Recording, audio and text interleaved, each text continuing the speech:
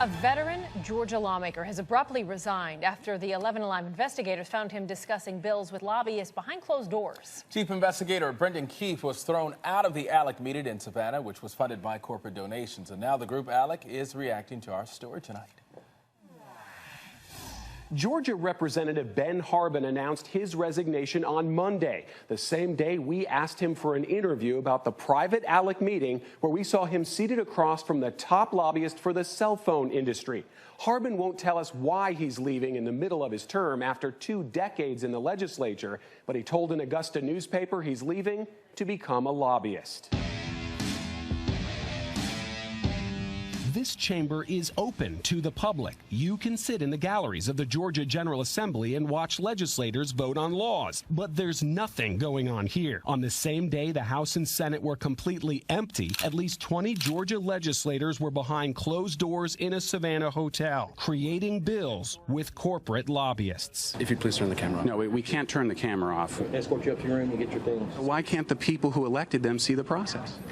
This is a private meeting. All right, I'm a guest of the hotel, sir. Not for long. Not for long. The sheriff's deputies who kicked our cameras out weren't working for Chatham County. They were paid directly by the American Legislative Exchange Council, or ALEC. These police officers are operating on behalf of a private organization in order to prohibit the public from seeing laws that are going to affect all of us. Brendan Fisher is chief counsel for the Center for Media and Democracy. Legislators are attending ALEC meetings on the corporate dime. They're being flown to fancy resorts, having their hotel rooms paid for, their flights paid for, their meals paid for, their entertainment paid for by the exact same interests that benefit from the introduction and passage of ALEC model legislation. If you want to pass a national law, you come here, the nation's capital. But everyone's watching.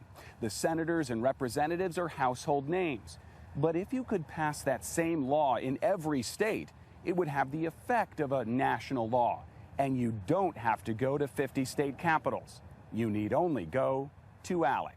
These companies are getting a tax write-off for doing that. They're getting a tax write-off for pushing legislation into the hands of state legislators in secret. That's because ALEC is a charity. That's right. ALEC is a 501c3 charity. They're not feeding the homeless, they're feeding lawmakers. And the corporations that buy a seat at the table get to write it all off as a charitable donation. ALEC on this event has said it's a task force meeting. We'll give you your room for 2 nights.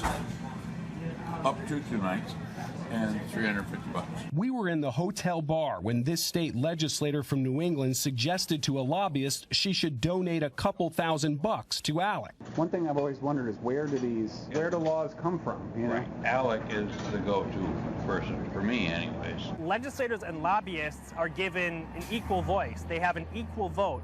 Both the legislators and lobbyists vote as equals on the adoption of ALEC model legislation. ALEC won't talk with us at all. Can we do an interview with you? Actually, no. We were in Washington twice, but multiple requests for interviews were ignored. See, the reason we're here is Georgia lawmakers are meeting here to discuss laws. ALEC hired these police officers, uniformed please, paying them more than $400 each the day they kicked us out. And remember, the corporations that donated that money got a tax write-off. If we have to pay, we'll pay. If we have to, I know, but if we have to pay to be in the room, we'll pay to be in the room just like the other corporations. Yes, you could offer. If they turn you down, they have the right to refuse. Okay.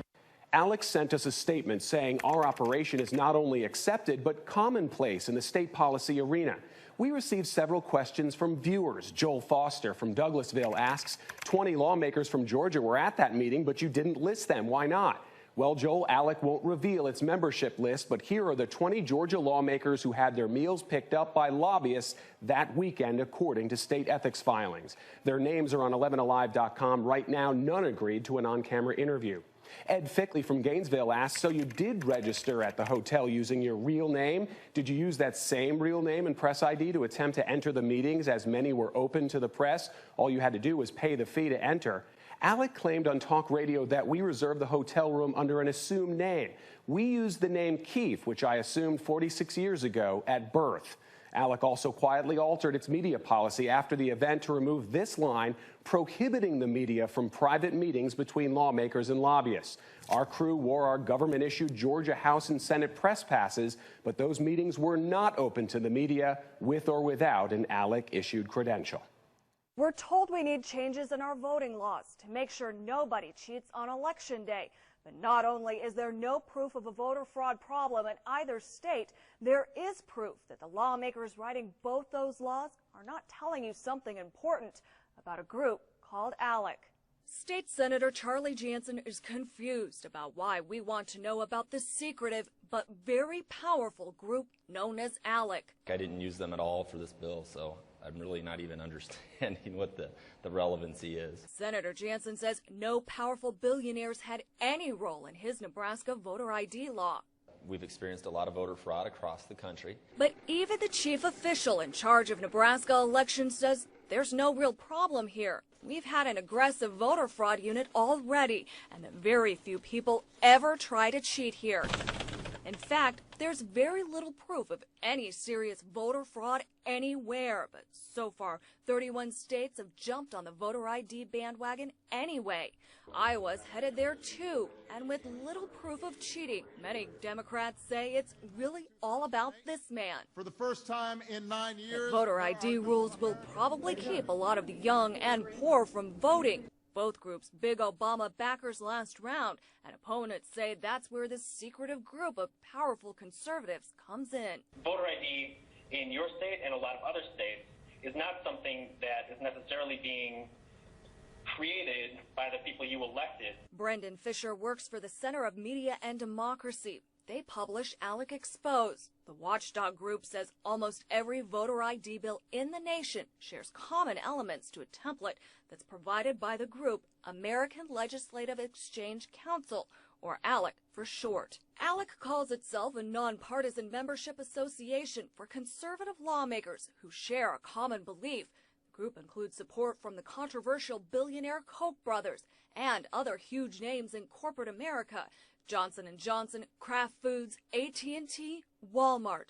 The watchdog group says ALEC is writing many of the hot bills our lawmakers claim as their own. And these think tanks essentially hand state legislators changes to our laws that they desire. ALEC Expose says this is a model bill for the Voter ID Act. I've studied both Nebraska and Iowa's proposed laws.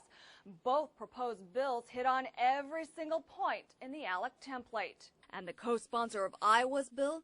This woman, Senator Linda Opmeyer. She has clear ties to ALEC. In fact, she's their treasurer. But how about Nebraska's bill? I was looking at your bill and kind of comparing it to Iowa's bill, and there's a lot of similarities in the language there. Can you talk a little bit about those points? I really didn't use Iowa's bill to draft my bill. I used Indiana's bill originally. Indiana's bill? Again, every single point, down to an exception for nursing homes and a Monday deadline for bringing in your late ID. Every single point matches the ALEC template. Indiana's is very similar to this model draft that ALEC Exposed says that this is the model draft for voter ID bills for a lot of these states across the entire nation. Do you know about ALEC? You know what? The first time I've talked about ALEC in 2 years today is when you inquired about it. I'm not a member of ALEC. I've never attended an ALEC function. Either here in Lincoln or they have national conventions. Then I hand him this, a document that still lists the senator on a big ALEC committee. Yeah, my first year down here, I signed up for ALEC, and then I let my dues lapse. So I ask him to explain why his bill is remarkably similar to ALEC's model bill. And so your bill is not similar to this. Have you seen that? No, I'd have no idea. I don't look at any ALEC materials. But we did, and the match is hard to ignore. And if you want to take a close look for yourself, we put all the bills, Iowa, Nebraska, and the ALEC template on our website. Just click on my story at action3news.com. Liz Dorland, Action 3 News.